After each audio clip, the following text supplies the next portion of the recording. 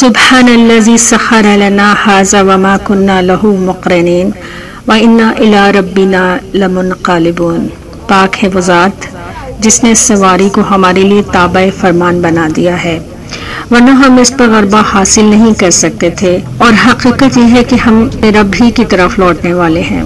बावजूद इसके कि ड्राइवों की सीटें एक दिन पहले बुक हो चुकी थीं, फिर भी ये ख्याल बार बार आ रहा था कि एक दफ़ा कंफर्म करना बेहतर है। इस ख्याल के तहत 2-3 दफ़ा फ़ोन किया, मगर तमाम कॉल्स बिजी जा रही थीं। अगले दिन शाम 5 बजे ड्राइवर रावलपिंडी के टर्मिनल पर पहुंच गई। टिकट लेने गई तो मोहतरम फरमाने लगे कि आपकी तो बुकिंग ही नहीं हुई।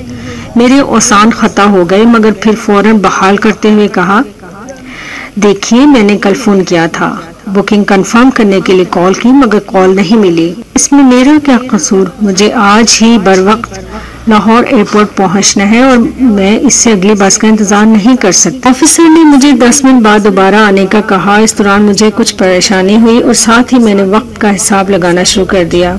रावलपिंडी से लाहौर तक तकरीबन 4 से 5 घंटे लगते हैं। मुझे रात 12 बजे से पहले एयरपोर्ट पहुंचना है। लाहौर से इस्लामाबाद का फासला 275 किलोमीटर है। मैं एक दफा फिर काउंटर के सामने थी। ठीक है, 1150 रुपए दे दीजिए। मैंने रकम अदा की और सुख का सांस लिया कि चलो एक मुश्किल मरहला तो तय हुआ। कुछ ही देर बाद सामान बस में रखा जाने लगा। बैग्स के 2 टोकन लिए, लैपटॉप का बैग संभाल कर बस में सवार हुई। टिकट चेक करवाने के बाद मतलूबा सीट पर आकर बैठ गई। मेरी नशिस्त के साथ एक स्टूडेंट थी जिसका नाम आमना था। उसे लाहौर वुमेन कॉलेज जाना था। उसने बताया कि वो इंजीनियरिंग के आखिरी साल में है। जब तमाम मुसाफिर अपनी अपनी नशिस्तों पर बैठ गए तो मुसाफिरों की तादाद पूरी करने के लिए गिनती की गई।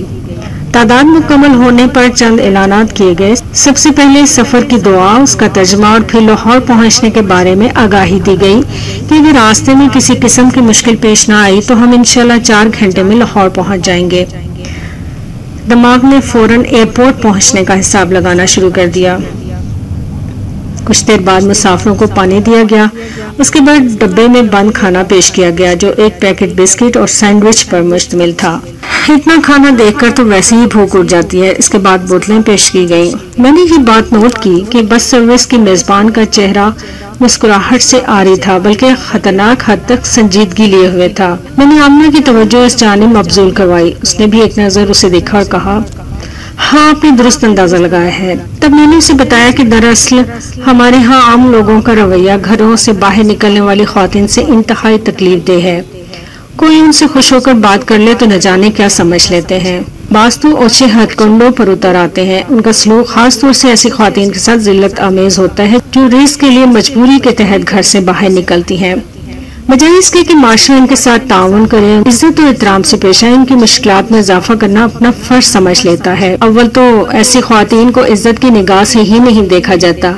ऐसे में अगर उनके चेहरे पर मुस्कुराहट नहीं तो ये ऐसे माशरे के मुंह पर एक तमाचा ही तो है। फिर मुझे कुछ अर्सा कबल बस में एक ऐसी ही मेजबान खातून से पेश आया। एक और खातून का रवैया जो खैर से साहिब हैसियत थी, गरूर और तकब्बुर की ऊंची मसनद पर विराजमान MPA निकट शेख साहिबा थी, जिन्होंने बस होस्टेस खातून को पानी देर से लाने पर थप्पड़ जड़ दिया। कैसे कैसे अजीब नमूने हमारे मुल्क में पाए जाते हैं कि हैरत होती है।